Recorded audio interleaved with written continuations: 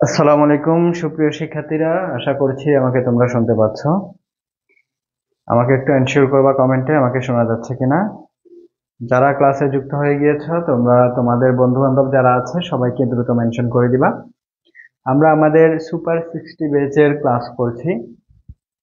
ধারাবাহিক যে ক্লাস তোমাদের চলছে সেই ধারাবাহিকতার আলোকে ইসলামী ইতিহাস দ্বিতীয় পত্রের প্রথম অধ্যায়ের উপর একটা ক্লাস আমি নিয়েছিলাম তোমাদের লাস্ট সানডেতে। আজকে আমরা ইনশাল্লাহ সেকেন্ড ক্লাসটি নিতে যাচ্ছি। তো তোমরা যারা যুক্ত হয়ে গিয়েছ সবাইকে আজকে ক্লাসে স্বাগতম জানাচ্ছি। আমাকে সবাই শুনতে পাচ্ছ কিনা একটু জানিয়ে দিবা। পাশাপাশি তোমরা জানো যে তোমাদের এই ব্যাচের ক্লাসগুলো শেয়ার করা, মেনশন করা প্লাস তোমাদের অ্যাক্টিভিটিজের উপর তোমাদের জন্য পুরস্কার থাকছে। সো যারা ক্লাসে যুক্ত হয়ে গিয়েছ দ্রুত ক্লাস শেয়ার করে দিবা। আমরা আলোচনায় চলে যাব, বেশি একটু সময় নিব না। এসকে সানজা, আমাকে শুনতে পাচ্ছ কিনা ভাইয়া? সালাম দিয়েছ, ওয়ালাইকুম আসসালাম। এরপরে সুমাইয়া সীমা যুক্ত হয়েছে আমাদের সাথে। আচ্ছা, এরপরে জোবায়ের জিজ্ঞেস করেছ কেমন আছি। আলহামদুলিল্লাহ ভাইয়া ভালো আছি, তুমি কেমন আছো?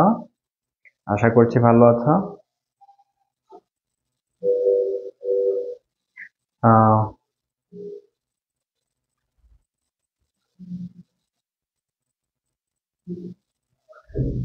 আমরা লাস্ট ক্লাসে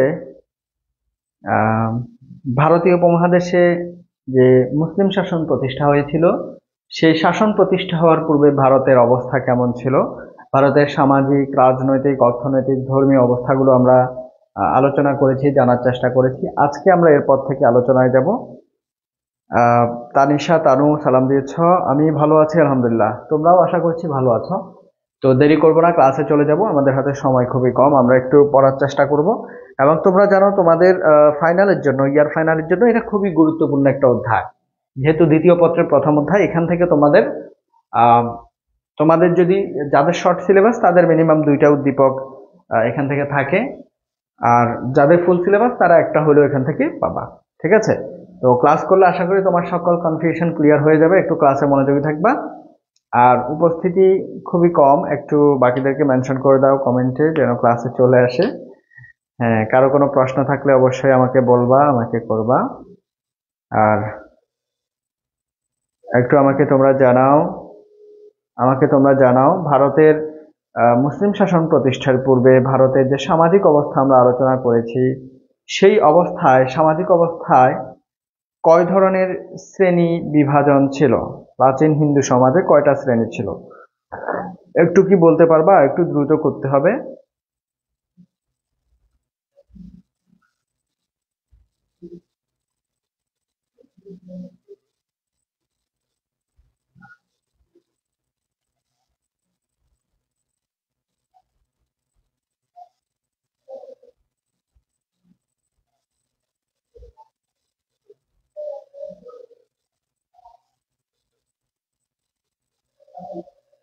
ওকে।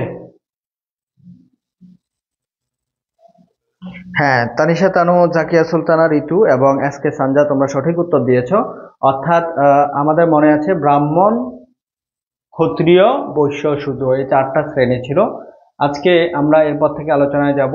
মোহাম্মদ বিন কাসিমের সিন্ধু এবং মুলতান বিজয় নিয়ে আমরা আলোচনা করেছি। বিজয়ের পূর্বে ভারতের রাজনৈতিক, সামাজিক এবং তোমার হচ্ছে গিয়ে অর্থনৈতিক, সাংস্কৃতিক, প্রশাসনিক অবস্থাগুলো নিয়ে আমরা জেনেছি। ধর্মীয় অবস্থাও আমরা জেনেছি। সিন্ধু এবং মুলতান বিজয়ের যে পরোক্ষ কারণগুলো ছিল এগুলো নিয়ে আমরা আলোচনা করেছিলাম।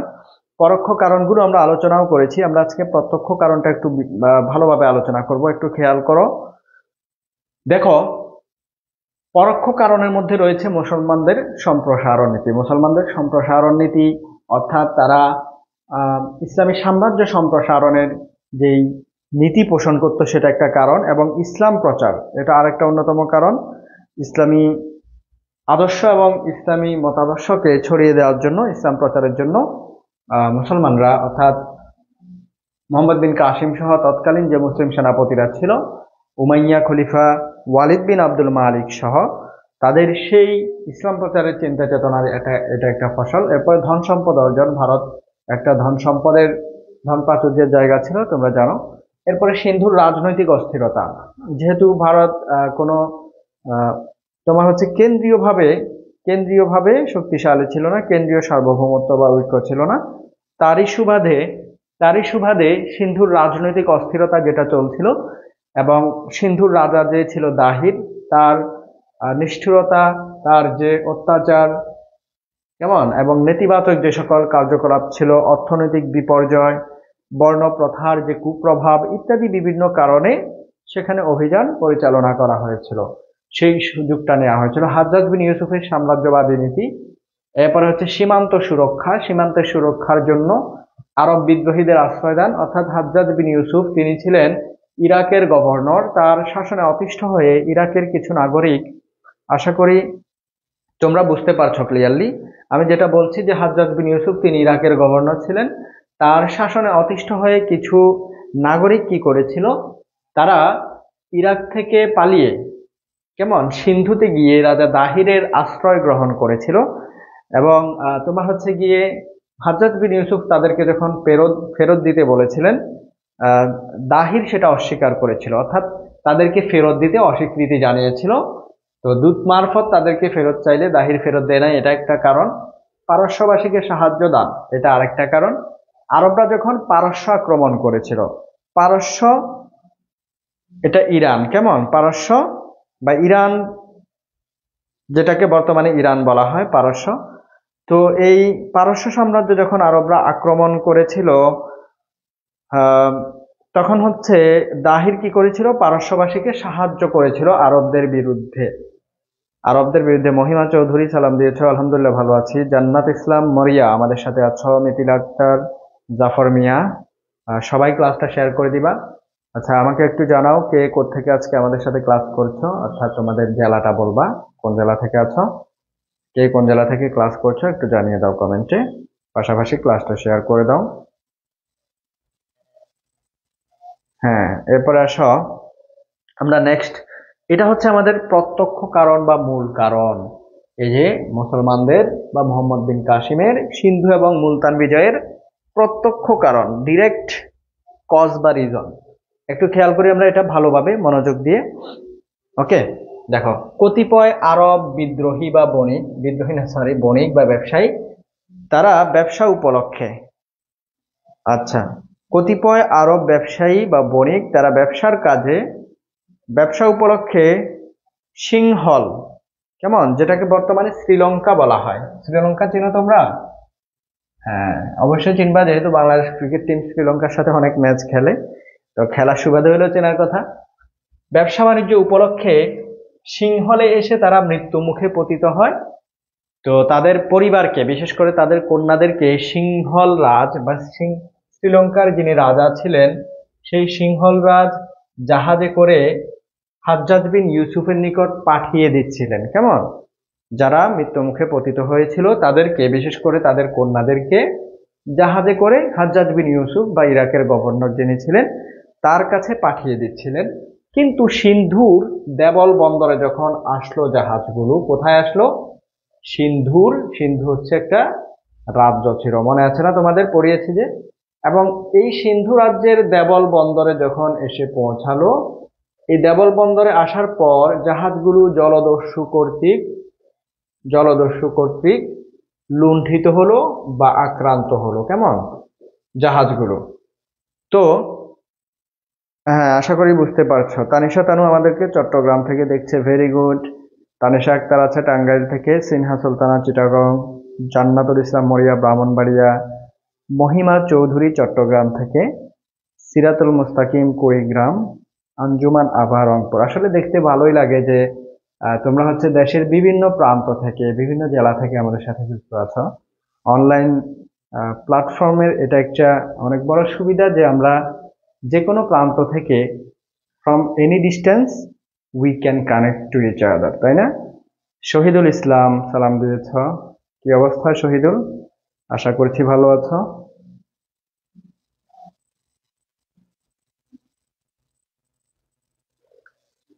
ওকে,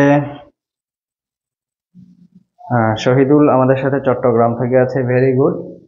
শহীদুল যদিও এইচএসসি পরীক্ষার্থী বা স্টুডেন্ট না, সে বর্তমানে ইউনিভার্সিটি স্টুডেন্ট। জান্নাতুল নাইম নোয়াখালী থেকে আছে। বা নাইম, তুমি কি নোয়াখালী বিভাগ চাও? নোয়াখালী নাকি বিভাগ চাওয়ার আন্দোলনে নতুন করে আবার সরব হয়েছে। তুমি কি বিভাগ চাওয়ার দলে আছো কিনা নাইম? এরপরে সুভাপা রহমান সুমাইদা, আচ্ছা। তাসনিম আমাদের সাথে কক্সবাজার থেকে, মিথিলা ময়মনসিংহ, ফাইরুজ ইয়াসমিন কোবরা চট্টগ্রাম থেকে। যাই হোক, চট্টগ্রামের অনেক বেশি বাসিন্দা আমাদের সাথে ক্লাস করছে তুলনামূলক অন্যান্য জেলাগুলোর সাথে যদি আমরা কম্পেয়ার করি। এরপর আসো আরেকটা রিজন দেখি। তাহলে একটা রিজন আমরা কি পেয়েছি? যে কতিপয় আরব বণিক, একটু ভালো করে খেয়াল করো, এটা কিন্তু পরীক্ষায় আসে। কেমন? যে সিন্ধু বিজয়ের প্রত্যক্ষ কারণটা আলোচনা করো বা বুঝিয়ে বলো। খতে আসতে পারে, তোমার ঘতে যে কোনো জায়গায় চাইতে পারে। আচ্ছা, চাঁদপুর থেকে তাহমিনা রহমান আমাদের পুরনো স্টুডেন্ট, আমার মনে আছে। আব্দুল কাইয়ুম, এটা কত অধ্যায়? এটা হচ্ছে প্রথম অধ্যায়, দ্বিতীয় পত্রের। কেমন? মাদ্রাসা স্টুডেন্ট এবং কলেজ স্টুডেন্ট বোথ স্টুডেন্টদের জন্যই কিন্তু এটা তোমাদের সিলেবাসভুক্ত একটা অধ্যায়, খুবই গুরুত্বপূর্ণ একটা অধ্যায়। ওকে, আয়ান শেখ আমাদের সাথে আছো, ঠিক আছে। খেয়াল করো তো, আরব বণিক তারা সিংহল, বর্তমান যেটা শ্রীলঙ্কা, সেখানে বাণিজ্য করতে গিয়ে, ব্যবসা উপলক্ষে সেখানে গিয়ে মৃত্যু মুখে পতিত হলো।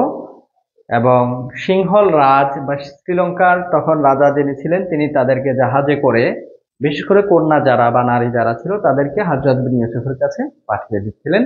কিন্তু এই জাহাজগুলো আসার সময় পথিমধ্যে, অর্থাৎ সিন্ধুর দেবল বন্দরে এসে তারা জলদস্যুদের কবলে পড়লো। বুঝছো? তো জলদস্যুদের কবলে পড়লে হযরত বিন ইউসুফ হচ্ছে রাজা দাহিরের নিকট বলেছিলেন সেটার ক্ষতিপূরণ দিতে, যেহেতু তার এলাকায় জলদস্যুদের দ্বারা লুণ্ঠিত হয়েছে। সেই জলদস্যুদেরকে আইডেন্টিফাই করে, তাদেরকে ডিটেক্ট বা শনাক্ত করে সেটার শাস্তি প্রদান এবং এই ঘটনার ক্ষতিপূরণ বাবদ জবাবদিহির জন্য জানিয়েছিলেন। কিন্তু দাহির সেটা অস্বীকার করলো। কি করলো? সে সেটা মেনে নিল না, যার পরে হচ্ছে তোমার প্রতিশোধ গ্রহণের জন্য আক্রমণ করতে বাধ্য হয়। আবার কারো কারো মতে, অর্থাৎ এখানে আরেকটা মত রয়েছে যে কেউ কেউ বলেছেন সিংহল রাজ, অর্থাৎ শ্রীলঙ্কার রাজা, তিনি ইসলাম গ্রহণ করেছিলেন এবং ইসলাম গ্রহণ করে তিনি খলিফার প্রতি আনুগত্যের নিদর্শন স্বরূপ, অর্থাৎ তিনি ইসলাম গ্রহণ করেছেন এবং খলিফার প্রতি আনুগত্য প্রদর্শন করেছেন, এবং সেটা প্রমাণ করতে আনুগত্যের নিদর্শন স্বরূপ তিনি হচ্ছে উপহার ভর্তি গিফট পাঠাচ্ছিলেন। কয়টা জাহাজে করে? 8টি জাহাজ। তিনি আনুগত্যের নিদর্শন স্বরূপ 8টি জাহাজে উপহার বা উপঢৌকন পাঠাচ্ছিলেন, গিফট পাঠাচ্ছিলেন। কিন্তু সিন্ধুর দেবল বন্দরে এসে সেগুলো জলদস্যু কর্তৃক লুণ্ঠিত হলো। হযরত বিন ইউসুফ দাহিরের নিকট জাহাজের ক্ষতিপূরণ দাবি করলেন, জলদস্যুদের উপযুক্ত শাস্তি দাবি করলেন। কিন্তু রাজা দাহির সেটা অস্বীকার করলো, অর্থাৎ তাদেরকে শাস্তি দিতে এবং এই ঘটনার ক্ষতিপূরণ দিতে সে অস্বীকৃতি জানালো, যেটার ফলস্বরূপ মোহাম্মদ বিন কাসিম, হাজ্জাজ বিন ইউসুফ, ওয়ালিদ বিন আব্দুল মালিক রাদিয়াল্লাহু তাআলা আনহুর অনুমতি ক্রমে কি করলো, তোমার হচ্ছে গিয়ে সিন্ধু আক্রমণ করতে বাধ্য হলো। এটা হচ্ছে প্রত্যক্ষ কারণ। মনে থাকবে তোমাদের কারণটা ভাইয়া? আয়ান শেখ, ইসলামিক হিস্ট্রি, হ্যাঁ ইসলামিক হিস্ট্রি ক্লাস চলতেছে, রফিকুজ্জামান। তো তোমরা কি বুঝতে পেরেছো? একটু বলো তো দেখি, কয়টা জাহাজে করে উপহার পাঠাচ্ছিল? হুম, এবং জাহাজগুলো কোথায় দস্যুদের দ্বারা আক্রান্ত হয়েছিল বলতে পারবা? সিন্ধুর কোন বন্দরে? বন্দরের নাম কি? এমসিকিউর জন্য কিন্তু এগুলো, এভাবে তথ্যগুলো তোমরা ভালোভাবে জেনে নিবা, অবশ্যই অবশ্যই। এরপরে আসো, যুদ্ধের ঘটনা আমরা একটু দেখি। আচ্ছা, দেবল বর্তমানে করাচি বন্দর নামে পরিচিত। দেবল যে বন্দর, যেখানে জাহাজগুলো জলদস্যু কর্তৃক আক্রান্ত হয়েছিল। এরপরে সিন্ধু বিজয় বা যুদ্ধের ঘটনাটা আমরা একটু খেয়াল করি। হাজ্জাজ বিন ইউসুফ প্রথমে ওবায়দুল্লাহর নেতৃত্বে একটা অভিযান পাঠিয়েছিলেন সিন্ধুতে আক্রমণের জন্য। পাঠিয়েছিলেন কে? হাজ্জাজ বিন ইউসুফ। তিনি কি ছিলেন? ইরাকের গভর্নর, তাই না? আর গভর্নর ছিলেন ইরাকের, এবং ইরাক ছিল তখন, হ্যাঁ সবাই সঠিক উত্তর করতে পারছো, ভেরি গুড। তার মানে তোমরা ক্লাসে মনোযোগী আছো। নামগুলো একটু বলি, তাহলে তোমরা মোটিভেটেড ফিল করবা। যেমন ফারহান আক্তার ইভা সঠিক উত্তর দিয়েছো, জাকিয়া সুলতানা ঋতু, মিথিলা আক্তার, সিনহা সুলতানা, তারিন আক্তার রিমা, ফাইরোজ ইয়াসমিন কোবরা, নিহা। ওকে, আরো অনেকেই। আচ্ছা, আফরোজা সাদিয়া কখন শুরু হয়েছে বুঝতে পারোনি, পেজে খেয়াল রাখবা, আমরা সবসময় অ্যানাউন্সমেন্ট দিয়ে থাকি ক্লাসের আগের দিন। জান্নাত ইসলাম, মারিয়া আটটি, ভেরি গুড, সবার উত্তর সঠিক হয়েছে, খেয়াল করো। তাহলে প্রথমে ওবায়দুল্লাহর নেতৃত্বে একটা অভিযান পাঠিয়েছিলেন, পরে বুদাইল, ইনি আরেকজন সেনাপতি, তার নেতৃত্বে আবার অভিযান পাঠিয়েছিলেন। অর্থাৎ পরপর দুজন ব্যক্তির নেতৃত্বে, ওবায়দুল্লাহ এবং বুদাইল, এদের নেতৃত্বে দুটি অভিযান পাঠিয়েছিলেন, যেগুলো ব্যর্থ হয়েছিল, সাকসেস হয়নি। কেমন? দুটি ব্যর্থ অভিযান পরিচালিত হয়েছিল। পরে ব্যর্থ হয়ে হাজ্জাজ বিন ইউসুফ কি করলেন? মোহাম্মদ বিন কাসিমের নেতৃত্বে তৃতীয়বার সিন্ধু আক্রমণের জন্য অভিযান পাঠালেন, তৃতীয় দফায়। কেমন? কার নেতৃত্বে? মোহাম্মদ বিন কাসিম। খুবই ইন্টারেস্টিং ব্যাপার হচ্ছে, মোহাম্মদ বিন কাসিমের বয়স ছিল তখন মাত্র 17 বছর। কত বছর? 17 বছর। 17 বছর বয়সে আমাদের দেশে আমরা একটা ছেলেকে বালেগ হয়েছে বলেও অথচ কি করি না, মনে করি না। তাইলে দেখো, মুসলিম সেনাপতি যারা ছিল, তাদের বয়সের অনুপাতে তাদের কি পরিমাণ শৌর্যবীর্য, সাহসিকতা, নেতৃত্বের গুণাবলী ছিল, কি পরিমাণ। অর্থাৎ এই যে সিন্ধু বিজয়ের মতো, ভারতীয় উপমহাদেশে মুসলিম শাসন প্রতিষ্ঠার মতো এত গৌরবময় একটা কাজ মোহাম্মদ বিন কাসিম করে ফেলেছিলেন, যখন তার বয়স ছিল কত বছর? 17 বছর। অথচ 17 বছর বয়সে আমাদের দেশে বলা হয় আমরা এখনো বিয়ে করার যোগ্যতা অর্জন কি করিনি। আমাদের দেশের ছেলেদের বিয়ে করার বয়স কত? 21, তাই না? আচ্ছা, এরপরে আগাই আমরা। তো মোহাম্মদ বিন কাসিমের নেতৃত্বে যখন তার বয়স ছিল 17 বছর, হ্যাঁ কি বলেছ? তোমার নাম আবার ডিলিটও করে দিয়েছো কমেন্ট, কি বলো? ওকে ওকে ওকে, খেয়াল করো। হুম, তো তার নেতৃত্বে যখন বাহিনী প্রেরণ করা হলো, তৃতীয় বাহিনী যেটা ছিল, 712 খ্রিস্টাব্দে। সেটা কত খ্রিস্টাব্দে? এগুলো হচ্ছে ইনফরমেশন, অবশ্যই মনে রাখতে হবে। 712 খ্রিস্টাব্দে, বয়স ছিল তার 17 বছর। কেমন? এবং রাওয়ার নামক স্থানে 712 খ্রিস্টাব্দে রাওয়ার নামক স্থানে রাজা দাহির অসংখ্য সৈন্যবাহিনী নিয়ে রণহস্তি মানে যুদ্ধ করে, মানে যুদ্ধ করা হয় যে হস্তি বা হাতিগুলো দিয়ে, সেগুলোকে বলা হয় রণহস্তি। রণ মানে যুদ্ধ, আর হস্তি মানে হাতি, তোমরা সবাই জানো, যদি একদম শব্দে শব্দে আমরা ব্যাখ্যা করে দিই আর কি। এরপর অশ্বারোহী, অর্থাৎ অশ্বারোহী মানে কি? অশ্ব মানে ঘোড়া, আর রোহী মানে এটা আরোহী, অশ্ব আরোহী থেকে অশ্বারোহী। কেমন? এই যে রণহস্তি, অশ্বারোহী এবং পদাতিক বাহিনী কারা? যারা পায়ে হেঁটে যুদ্ধ করে, তারা। তো এই যে রণহস্তি, অশ্বারোহী, পদাতিক বাহিনী, এদের সবাইকে নিয়ে দাহির মুসলমান সৈন্যবাহিনীর সম্মুখীন হয়েছিল। কত সালে বলেছি? 712 সালে। কেমন? মোহাম্মদ বিন কাসিমের বয়স কত ছিল তখন ভাইয়া? নিহু গোল্ডেন ব্যাচের স্টুডেন্ট, ক্লাসগুলো করছো, ভেরি গুড নিহা। হাসান মোহাম্মদ শাহিন আমাদের পড়ালেখার অত্যন্ত জনপ্রিয় এবং নিবেদিত শিক্ষক। শাহিন স্যার আমাদের ইংলিশের চকবাজার থেকে, অর্থাৎ আমাদের একদম ভেরি ক্লোজ টু আস, আমাদের খুবই কাছ থেকে আমাদেরকে দেখছেন। জিহাদ আহনাফ আমাদেরকে দেখছেন, বন্ধু। ধন্যবাদ জিহাদ আহনাফ আপনাকে আমাদেরকে দেখার জন্য, যুক্ত হওয়ার জন্য। ওকে, আমরা ক্লাসে যাই। যেটা বলছিলাম, তো সেখানেই তুমুল যুদ্ধ হলো তাদের সাথে। কোথায়? রাওয়ার নামক স্থানে মোহাম্মদ বিন কাসিমের সৈন্যবাহিনী এবং রাজা দাহিরের সৈন্যবাহিনীর সাথে। এই যুদ্ধে রাজা দাহির পরাজিত হলো এবং নিহত হলো। তাইলে আলটিমেটলি সিন্ধু মুসলমানদের অধীনে চলে আসলো। অতঃপর 713 খ্রিস্টাব্দে, অর্থাৎ পরের বছর, সিন্ধু বিজয় হলো 712 খ্রিস্টাব্দে। পরের বছর 713 খ্রিস্টাব্দে মুসলমানরা মুলতান জয় করলো। এই মুলতানের রাজা বা শাসকও ছিল দাহের। কেমন? এবং এই সিন্ধু এবং মুলতান জয় করার মধ্য দিয়েই ভারতে মুসলিম শাসনের সূত্রপাত ঘটলো। আশা করি সবাই বুঝতে পেরেছ। সবাই বুঝতে পেরেছ কিনা আমাকে একটু বলো, দ্রুত কমেন্টে বলো, আমরা যেন আগাইতে পারি। সবাই বুঝতে পেরেছ কিনা?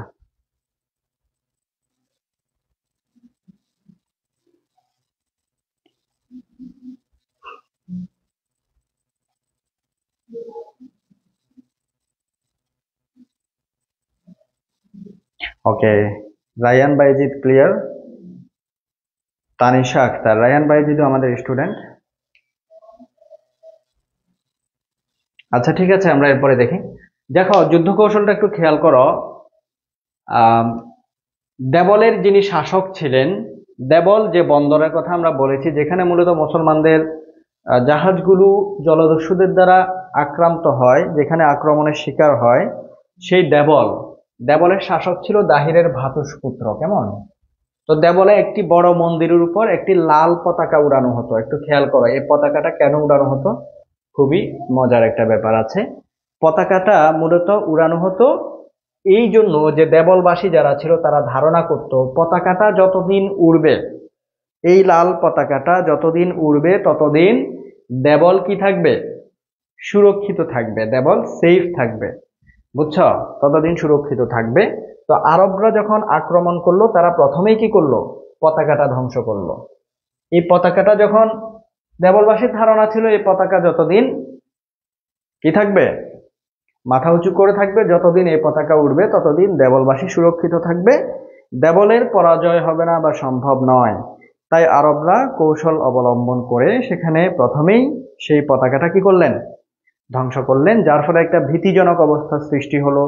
জনগণ হতাশায় পড়ে গেল, যাই হাই কি হলো, আমরা তো ভেবেছিলাম কিছু হবে না, পতাকা যেহেতু ধ্বংস হয়ে গিয়েছে আমরা তো আর সুরক্ষিত না। কেমন?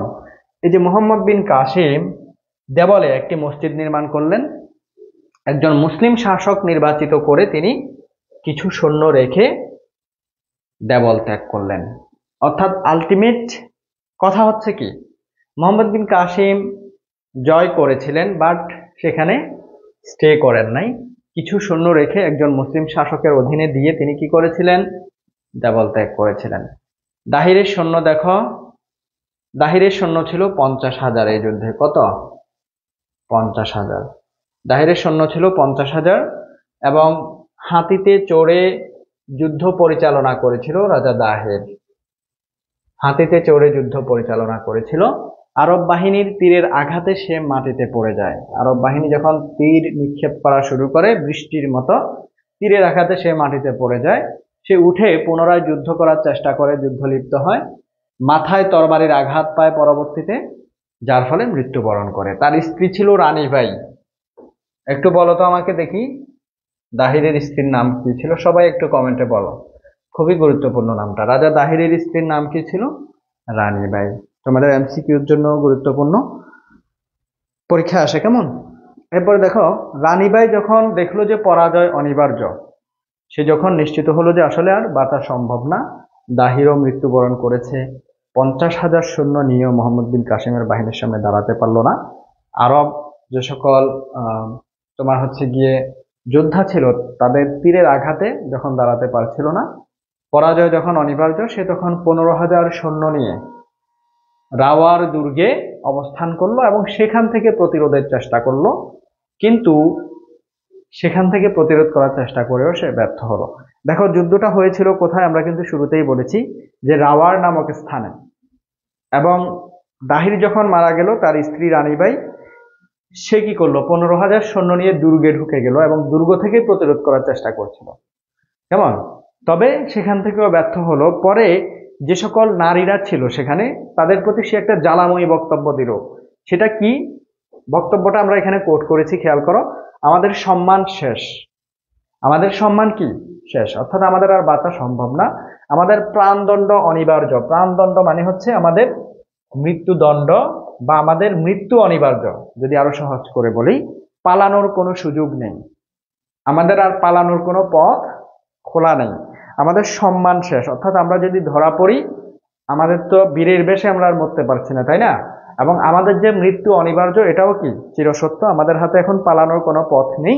চলো আমরা কাঠ, কার্পাস, বস্ত্র এবং তেল সংগ্রহ করি, আমাদের আত্মাহুতি দেওয়া এবং স্বামীদের সাথে সাক্ষাৎ করা উচিত। অর্থাৎ মানে তারা ধরা পড়ে আরব সেনাপতি বা সৈন্যদের হাতে মৃত্যুবরণ করার চেয়ে নিজেরা আত্মহত্যা করে মরে যাওয়া, আত্মাহুতি মানে কি, হ্যাঁ, জওহর ব্রত পালন করে, জান্নাত ইসলাম মারিয়া যেটা বলেছ, অর্থাৎ নিজেকে নিজে আগুনে পুড়িয়ে হত্যা করা, আত্মাহুতি। বুঝতে পেরেছ? আচ্ছা, তোমরা জানো আত্ম মানে হচ্ছে নিজ, তাই না? হ্যাঁ, তো নিজেকে নিজে হত্যা করা। আচ্ছা, এরপরে দেখো, তারা স্বামীদের সাথে সাক্ষাৎ করার জন্য নিজেদেরকে জ্বলন্ত আগুনে কি করলো, আত্মাহুতি দিল, অর্থাৎ মরল। এরপরে দেখো, ব্রাহ্মণ্যবাদ দখল। রাওয়ার দখল শেষ করে মুসলিম সেনাবাহিনী ব্রাহ্মণ্যবাদের দিকে অগ্রসর হলো। সেখানে শাসক ছিল জয়সিংহ এবং এই জয়সিংহ যুদ্ধে পরাজিত হয়ে আত্মসমর্পণ করলো।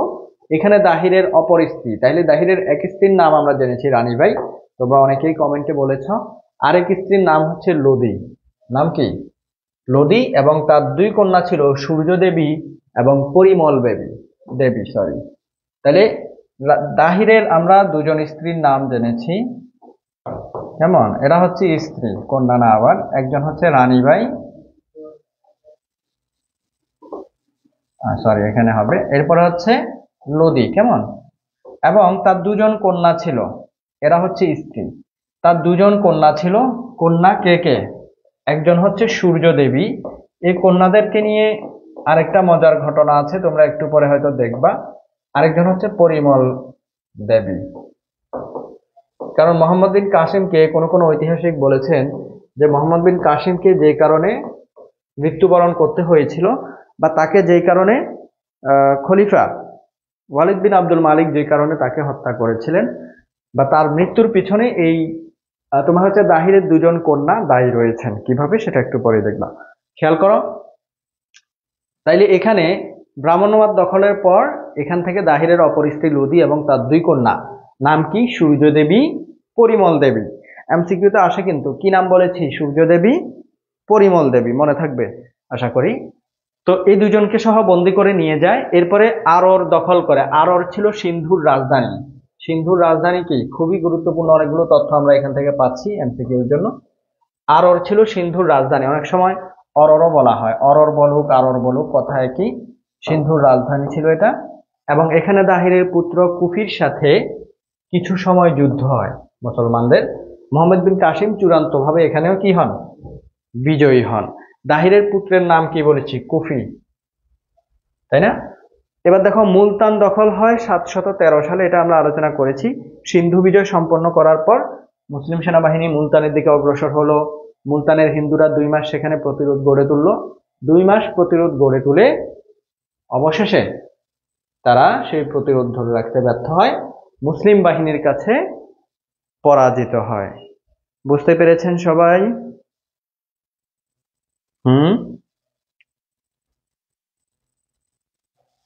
সবাই কি বুঝতে পেরেছেন? আমাকে একটু জানান, কমেন্ট একটু বলেন।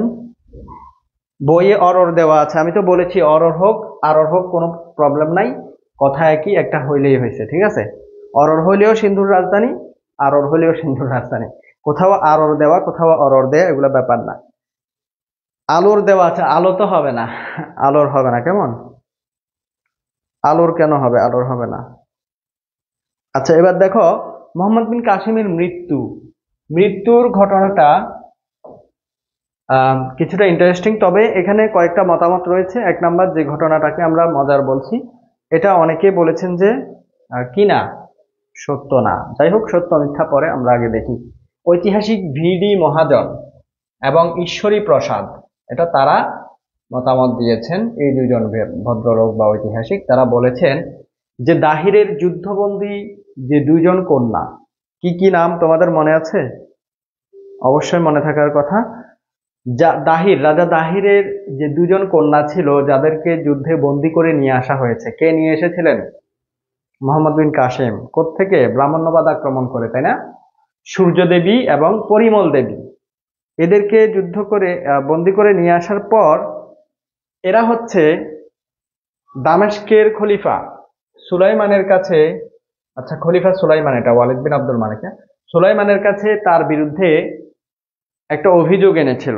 সেটা হচ্ছে শ্লীলতাহানির অভিযোগ, অর্থাৎ ক্যারেক্টার বা চরিত্রের বিরুদ্ধে একটা অভিযোগ এনেছিল তার, যে মোহাম্মদ বিন কাসিম হচ্ছে সূর্য দেবী এবং পরিমল দেবী, যারা দাহিরের কন্যা, তাদের শ্লীলতাহানি করেছিল।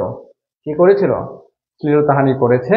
খলিফা এটা শুনে অত্যন্ত অগ্নিশর্মা হয়ে পড়েন, অত্যন্ত রাগান্বিত হয়ে যান তিনি, যে এটা কেমন কথা। তো এরপর তিনি ঘোষণা করেন যে মোহাম্মদ বিন কাসিমকে যেন কি করা হয়, লবণ মাখানো গরুর চামড়ায় ভরে কেমন দ্রুত খলিফার দরবারে পাঠানো হয়। লবণ মাখানো গরুর চামড়ার মধ্যে লবণ মাখিয়ে সেটার মধ্যে তাকে রেখে পেঁচিয়ে যেন দ্রুত খলিফার কাছে তাকে পাঠানো হয়। এই ঘোষণা বা পত্র পাওয়ার পরপর মোহাম্মদ বিন কাসিম নিজেই অনুগত সেনাপতি হিসেবে তিনি নিজেই পত্র পাওয়া মাত্র লবণ মাখানো গরুর চামড়ায় ভরে নিজেকে নিজে খলিফার দরবারে কি করলেন? প্রেরণ করলেন। বুঝছ? নিজেকে নিজেই মুড়িয়ে অন্যের দ্বারা সেলাই করে নিলেন। সেটা আবার নিজেকে নিজেই গরুর চামড়া, লবণ মাখানো গরুর চামড়ার ভেতর নিজেকে নিজে মুড়িয়ে অন্যের দ্বারা সেলাই করে নিয়ে তিনি দ্রুত, যত তাড়াতাড়ি পেরেছেন, কার কাছে? খলিফার কাছে নিজেকে উপস্থিত করেছেন, এবং সেই অবস্থায় 3 দিন পর তিনি মারা যান। এবং ঘটনা যেটা, সেটা হচ্ছে মৃত্যুর পর দাহিরের দুজন কন্যা সূর্য দেবী এবং পরিমল দেবী তারা স্বীকার করলো যে তারা মূলত প্রতিশোধ পরায়ণ হয়ে প্রতিশোধ গ্রহণের জন্য এটা বলেছিল। মোহাম্মদ বিন কাসিমের বিরুদ্ধে যে শ্লীলতাহানির অভিযোগ তারা এনেছিল, এটা জাস্ট টু টেক রিভেঞ্জ, এটা একটা প্রতিশোধ পরায়ণতা থেকে তারা করেছে। আলটিমেটলি এটা সত্য নয়। বুঝতে পেরেছ? মৃতদেহ দু কন্যার সামনে যখন প্রদর্শন করা হলো, তারা আবেগতাড়িত হয়ে পড়লো। তারা বলল যে তারা মূলত তাদের বাবা মার হত্যার প্রতিশোধ নেওয়ার জন্য কি করেছিল? শ্লীলতাহানির অভিযোগ এনেছিল। এটা শুনে খলিফা অত্যন্ত মর্মাহত হলেন, কিন্তু কিছু তো করার নেই। আলটিমেটলি যে চলে গিয়েছে, যার প্রাণ চলে গিয়েছে, তাকে আর কি করা সম্ভব না, ফিরিয়ে আনা সম্ভব না। তো এরপরে খলিফা যখন এটা শুনলেন যে আসলে এই ঘটনা বা এই অভিযোগটা মিথ্যা ছিল, তখন তিনি পরিমল দেবী এবং সূর্য দেবী এই দুজনকে মৃত্যু না হওয়া পর্যন্ত ঘোড়ার লেজে বেঁধে টানতে আদেশ দিলেন, অর্থাৎ তাদেরও মৃত্যুদণ্ড কার্যকর করলেন। এটা ছিল একটা প্রেক্ষাপট বা ঘটনা, যেটা বলেছেন। তোমরা যদি পরীক্ষায় এই মোহাম্মদ বিন কাসিমের মৃত্যু, এটা থেকেও কিন্তু পরীক্ষায় প্রশ্ন আসে, আমি বলে দিচ্ছি, এটা থেকেও পরীক্ষায় প্রশ্ন আসে। আর এগুলা এত কঠিন না যেগুলা, এই যে আমি একটা ঘটনা তোমাদেরকে গল্পের মতো করে একবার বলেছি, আই হোপ এভাবেই তোমাদের এটা মনে থাকবে। এই যে যেভাবে বলেছি না, এভাবেই তোমাদের এটা মনে থাকবে। এটা না পড়লেও আমি আশা করি তোমাদের মনে থাকবে, কঠিন না তো। তো এটা একটা, তোমরা যদি এই ঘটনাটা বলো এটা কার মতে, এটা হচ্ছে ভিডি মহাজন এবং ঈশ্বরী প্রসাদের মতে, তাই না? এরপরে দেখো ঐতিহাসিক বালাজুরি এবং ইবনে খালদুন তারা অন্য কথা বলেছেন, অন্য মন্তব্য করেছেন। তাদের বক্তব্য ভিন্ন। তারা কি বলেছেন আমরা একটু খেয়াল করি। তারা বলেছেন উক্ত কাহিনীটা ভিত্তিহীন এবং অমূলক।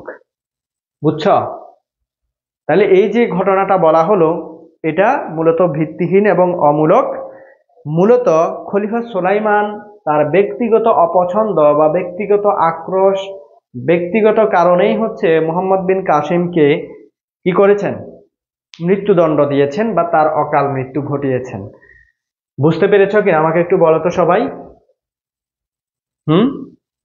আমরা এক্স্যাক্টলি বলতে পারি না। দেখো কিছু বিষয় রয়েছে যেগুলো নিয়ে এক এক ঐতিহাসিক এক একটা বলেছেন। তো আমাদেরকে সবগুলোর কম্পারেটিভ অ্যানালাইসিস বা স্টাডি করতে হবে, বাট আলটিমেটলি ডিসিশন মেক আমরা করতে পারি না। কারণ ঐতিহাসিকরাও তো করে না, তাই না? আমরা একজন ঐতিহাসিক এটা বললো, আরেকজন ওইটা বললো, যদি পরিশেষে তারা একটা কনক্লুশনে আসে যে এটাই হচ্ছে অধিক গ্রহণযোগ্য, এটাই হচ্ছে মোস্ট অ্যাকসেপ্টেবল, তখন কি আমরা সেটার পক্ষে মন্তব্য বা মতামত করতে পারি।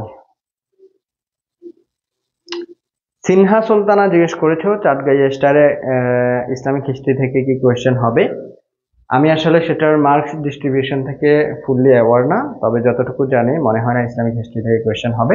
ওইখানে তোমাদের মেজর যে সাবজেক্টগুলো সেগুলো থেকে মনে হয় কোয়েশ্চেন করা হবে। আই হোপ তোমরা তো পেজে খেয়াল করলে সেখানে সিলেবাস এবং মার্কস ডিস্ট্রিবিউশন দেখার কথা, জানার কথা।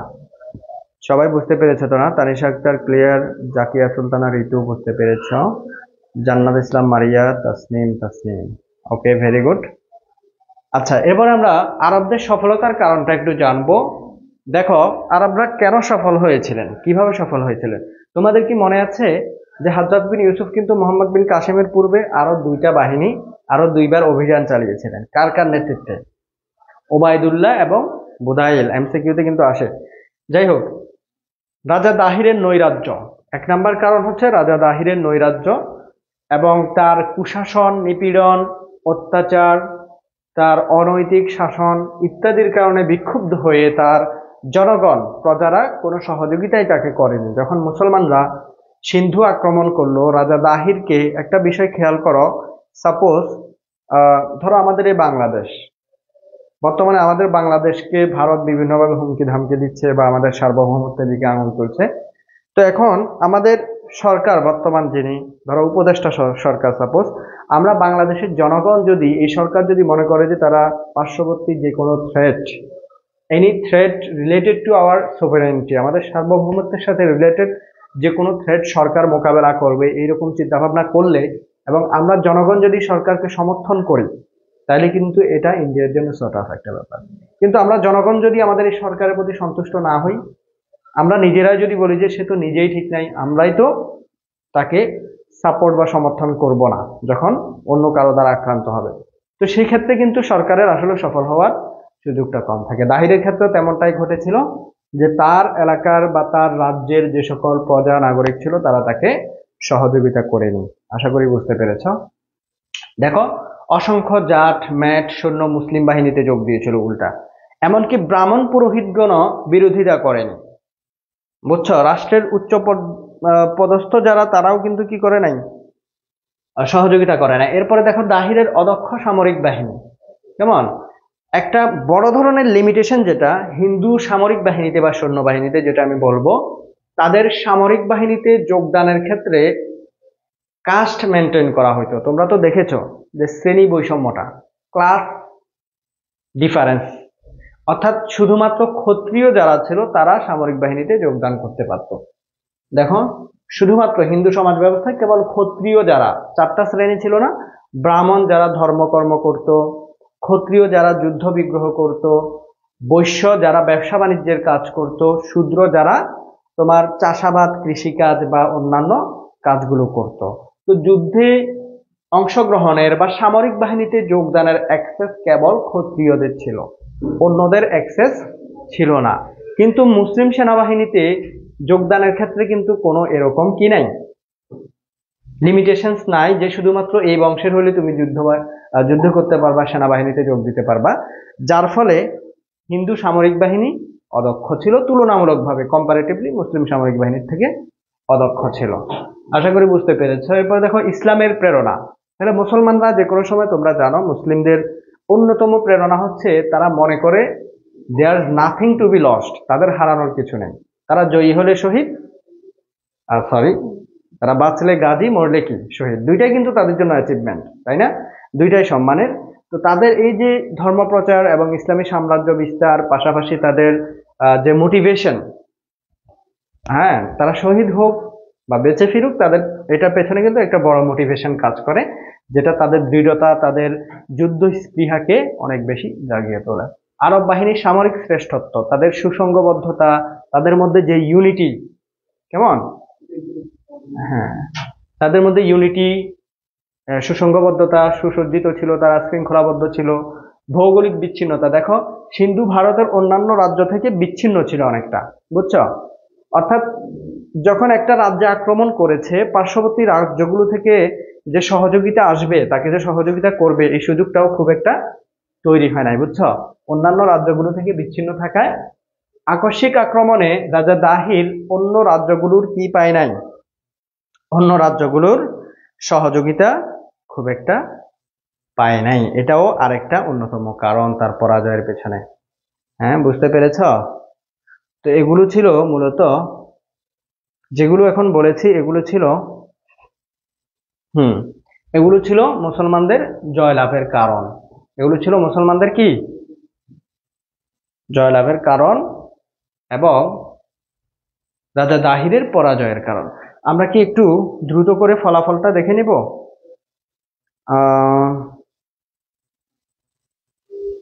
আচ্ছা, অক্ষরপত্র বইয়ে টপিকগুলো থাকতে হবে না, আমি শুধুমাত্র একটা বই ফলো করছি না, তোমার হচ্ছে গিয়ে লেকচার, অক্ষরপত্র সহ আরো একটা প্রকাশনীর আমাদের, বিশেষ করে আমার স্লাইডগুলো আমি চেষ্টা করেছি খুবই টু দ্য পয়েন্টে এবং খুবই সিম্পলি, এবং তোমার হচ্ছে গিয়ে বিভিন্ন সোর্সের সমন্বয়ে গুরুত্বপূর্ণ বিষয়গুলোকে ইনক্লুড করার জন্য।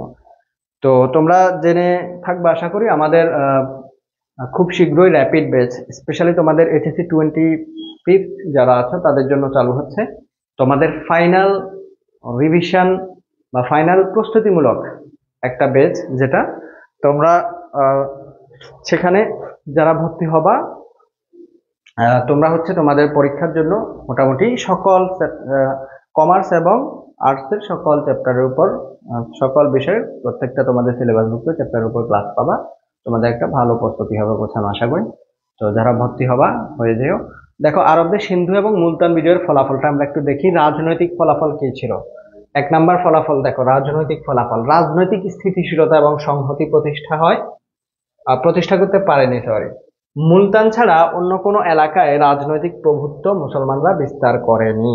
এটা তো ওই একবার দেখিয়েছিলাম যে তারা, মোহাম্মদ বিন কাসিম হচ্ছে কি করেছিলেন, ত্যাগ করেছিলেন। অর্থাৎ এখানে কিছু মানে মুসলমানদের হচ্ছে একেবারে স্থায়ীভাবে সাম্রাজ্য প্রতিষ্ঠার কি ছিল না, তোমার হচ্ছে ইচ্ছা ছিল না, কেমন? আচ্ছা, তাড়াতাড়ি শেষ করে দিচ্ছি, খেয়াল করো। এক্ষেত্রে ওয়ালিদের, অর্থাৎ খলিফা ওয়ালিদ বিন আব্দুল মালিক, কেমন, তার পরবর্তী উমাইয়া খলিফাদের দুর্বলতা, সাম্রাজ্য সম্প্রসারণ নীতির পরিবর্তে সংকোচন নীতি গ্রহণ করা। যেমন ওয়ালিদ বিন আব্দুল মালিক, তিনি সাম্রাজ্য সম্প্রসারণ নীতি গ্রহণ করেছিলেন। সাম্রাজ্য সম্প্রসারণ নীতি, যেটার মানে হচ্ছে সাম্রাজ্য বিস্তার নীতি। অন্যদিকে সাম্রাজ্য সংকোচন, যেমন উমর বিন আব্দুল আজিজ খলিফা, ইসলামের 5ম খলিফা যাকে বলা হয়, তিনি যেই পলিসি তার শাসনকার্যে অ্যাপ্লাই করেছিলেন, সেটা ছিল এরকম যে সাম্রাজ্য সম্প্রসারণের চেয়ে এক্সিস্টিং যে এরিয়াটা, তার বাউন্ডারি বা বর্ডারটা রয়েছে, সেটাকে সুন্দরভাবে শাসন করা। সাম্রাজ্য বড় করা নয়, যেই সাম্রাজ্য যেই এরিয়াটুকু আছে সেটাকে অ্যাকুরেটলি, ফেয়ারলি অ্যান্ড ইনজাস্টিস কি করতে পারা, শাসন করতে পারার উপর ফোকাস করেছিলেন। এগুলাকে অনেক অংশে দায়ী করা হয় সাম্রাজ্য সম্প্রসারণ না করতে পারার পেছনে। ঐতিহাসিক স্ট্যানলি ল্যান্ডপুল বলেছেন, ভারতবর্ষ ইসলামের ইতিহাসে আরবদের সিন্ধু বিজয় একটি উপাখ্যান মাত্র। অর্থাৎ একটি উপাখ্যান, এটা বুঝছো, একটি নিষ্ফল বিজয়। কেন বলেছে নিষ্ফল বিজয়? কারণ এটা বিজয় করেছে মুসলমানরা হুঠাৎ, আবার এখান থেকে কিছুদিন শাসন করে সরে এসেছে, মানে এটা পরে আবার বিজয় করতে হয়েছে, এরকম আর কি। তো সিন্ধু বিজয়ের রাজনৈতিক ফলাফল নেতিবাচক হলেও বলা যায় আরবদের সিন্ধু বিজয়ের সূত্র ধরে ভবিষ্যতে উত্তর পশ্চিম সীমান্ত প্রদেশ দিয়ে মুসলিমরা ভারতে প্রবেশ করেছিল। তাইলে এটা আমরা জানলাম। এরপরে ধর্মীয় ফলাফলটা একটু খেয়াল করো। বিধর্মীদের ইসলামের আদর্শের সাথে পরিচিত হওয়ার সুযোগ তৈরি হয়। কেমন? এরপরে দিল্লির নিজামুদ্দিন আউলিয়া রহিমাহুল্লাহ, চট্টগ্রামের বায়েজিদ বোস্তামি, আজমির শরীফের খাজা মঈনুদ্দিন চিশতি, ঢাকার শাহ আলী বগুড়া, এরা বিভিন্ন ইসলাম প্রচারক। কেমন? বাগেরহাটের খানজাহান আলী, রংপুরের হযরত কারামত আলী, এই যে প্রমুখ পীর দরবেশ আউলিয়া, তারা তাদের ঐকান্তিক প্রচেষ্টায় দলে দলে নির্যাতিত হিন্দু হিন্দু সম্প্রদায় ইসলামের পতাকা তলে কি হয়েছিলেন? যুক্ত হয়েছিলেন, ইসলামের পতাকা তলে হাজির হয়েছিলেন তাদের প্রচেষ্টায়, ইসলাম গ্রহণ করেছিলেন। এরপর সামাজিক ফলাফল, হিন্দু মুসলিম মিলনে একটা ভ্রাতৃত্ববোধ সৃষ্টি হয়, একটা সামাজিক বন্ধন তৈরি হয়। এগুলো তো আমরা নিজেরাই বলতে পারি। ধরো যখন দুইটা সভ্যতার, দুইটা কৃষ্টির, দুইটা কালচারের মানুষ, দুইটা সভ্যতার মানুষ একসাথ হবে, তখন তাদের মধ্যে সংস্কৃতির বিনিময় ঘটবে, তাই না? উভয়ের মাঝে বৈবাহিক সম্পর্ক স্থাপন, আর্য সেমিটিক জাতির সংমিশ্রণ, দৈনন্দিন জীবনে পারস্পরিক বৈশিষ্ট্যের সংমিশ্রণ ঘটে তাদের মধ্যে। অর্থনৈতিক ফলাফল হচ্ছে ব্যবসা বাণিজ্যের প্রসার ঘটে, আরবদের সাথে ভারতবর্ষের বাণিজ্যিক সম্পর্কটা সুদৃঢ় হয়। সাংস্কৃতিক ফলাফল দেখো, একই কথা, এটাকে আমরা বলতে পারি যে কালচারাল এক্সচেঞ্জ হয় দুইটা জাতির মধ্যে, আরব এবং হিন্দু। ঈশ্বরী প্রসাদ বলেছেন আরব ও ভারতবর্ষ উভয়েই উপকৃত হয় সাংস্কৃতিক ভাবে। কিভাবে? ধরো আরবরা হিন্দুদের সাংস্কৃতিক বিষয়গুলো সংস্পর্শে আসে, আবার হিন্দুরাও আরবদের যে কৃষ্টি সেগুলোর সংস্পর্শে আসে, অর্থাৎ কৃষ্টির গতি তখন একমুখী নয়, উভয়মুখী হয়ে যায়, টু ওয়ে ট্রাফিক। কেমন? অর্থাৎ এদেরটা তারা, তাদেরটা এরা, এভাবে এক্সচেঞ্জ হয়, একে অন্যের সংস্পর্শে আসে। আরবগণ হিন্দুদের নিকট সর্বপ্রথম দাবা খেলা শিখে, দেখছো? তাহলে আরবরা দাবা খেলা শিখেছিল সর্বপ্রথম হিন্দুদের নিকট থেকে। এরপরে সঙ্গীত, কারুশিল্পে ভারতীয়দের দক্ষতা দেখে আরবরা মুগ্ধ হয়। অর্থাৎ আলটিমেটলি কি, সাংস্কৃতিক একটা বিনিময় ঘটেছিল তাদের মাঝে। আমরা আজকের ক্লাস এতটুকু পর্যন্তই। ইনশাল্লাহ নেক্সট ক্লাসে আমরা এরপর থেকে আলোচনার চেষ্টা করব। তাহলে আমরা এখানে তিনটা শাসকের ব্যাপারে আলোচনা আছে, মোহাম্মদ বিন কাসিম, সুলতান মাহমুদ এবং মোহাম্মদ ঘুরি। আমরা মোহাম্মদ বিন কাসিমের আলোচনা শেষ করতে পেরেছি দুইটা ক্লাসের মাধ্যমে। তো ক্লাস আমাদের শেষ পর্যায়ে, যারা ক্লাসে ছিল কারো কোনো প্রশ্ন থাকলে করতে পারো। ক্লাস কেমন লেগেছে অবশ্যই জানাবা। যারা পরে করে নিবা অবশ্যই ক্লাস শেয়ার করে রাখবা টাইমলাইনে। আমাদের ইসলাম ইতিহাসের লাস্ট ফেব্রুয়ারি যে ক্লাসটা হয়েছে সেটাও দেখে নিবা, যদি ধারাবাহিকতা মেনটেন করতে চাও, অর্থাৎ শুরু থেকে বুঝতে চাও অধ্যায়ের। যেহেতু দ্বিতীয় পত্র একদম প্রথম অধ্যায়, আশা করছি শুরু থেকে ক্লাসগুলো করলে বুঝতে পারবা। যাই হোক, কারো কোনো প্রশ্ন থাকলে করো, আদারওয়াইজ আমরা ক্লাস শেষ করছি। 1 মিনিট। ক্যান্ডি ফ্লোস ক্লাসে দেরি হতে যুক্ত হয়েছে না, যুক্ত হতে দেরি হয়েছে তার। যেহেতু সে দেরি করে ফেলেছে সমস্যা নাই, আমরা ধরে নিতে পারি সে ছুটি দেওয়ার জন্য যুক্ত হয়েছে। শূন্যের ব্যবহারও শিখেছেন আরবরা, ভেরি গুড। জান্নাতুল ইসলাম মারিয়া, তুমি একটা ইউনিক ইনফরমেশন দিয়েছ। ওকে, আর কারো কিছু বলার আছে? না থাকলে আমরা ক্লাস শেষ করছি। কারো কোনো প্রশ্ন আছে? Any kind of question?